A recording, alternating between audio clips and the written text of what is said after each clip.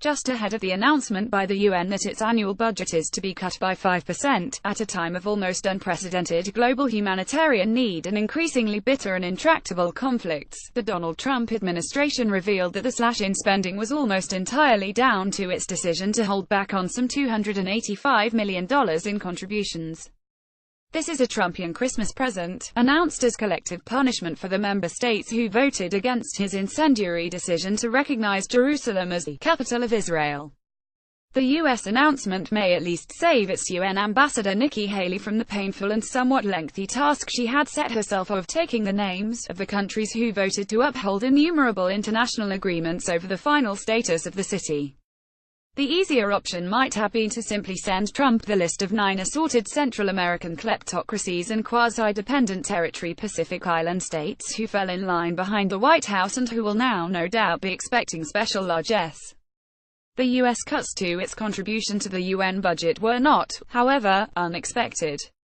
Earlier this year, for instance, the U.S. was pushing for specific cuts for spending on UN work connected to the occupied Palestinian territories. At the same time, Trump was claiming to still support the two-state solution for Israel and Palestine. The cuts could have been even more savage, had it not been for the work that Secretary-General Antonio Guterres set himself in both reforming the organization and reaching an understanding with the ambitious Haley, whose pronouncements seem designed for a domestic audience and frequently disregard even America's closest allies.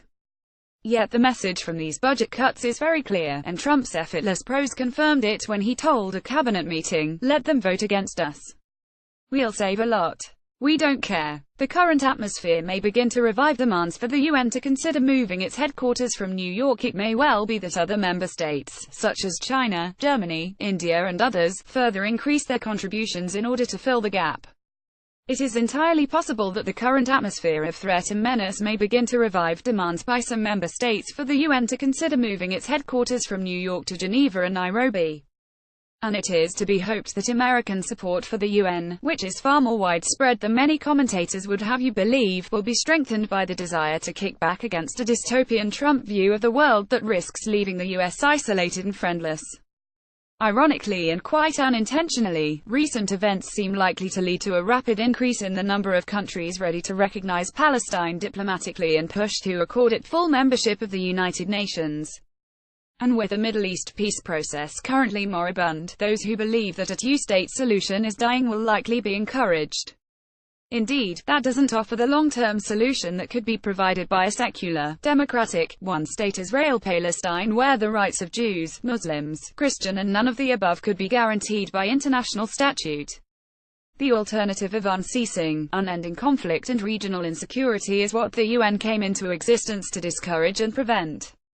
The dark truth is that the world now needs a policy of UN first, just as it lives in hope of the USA becoming active and engaged again. Seddon is a British journalist and former UN correspondent.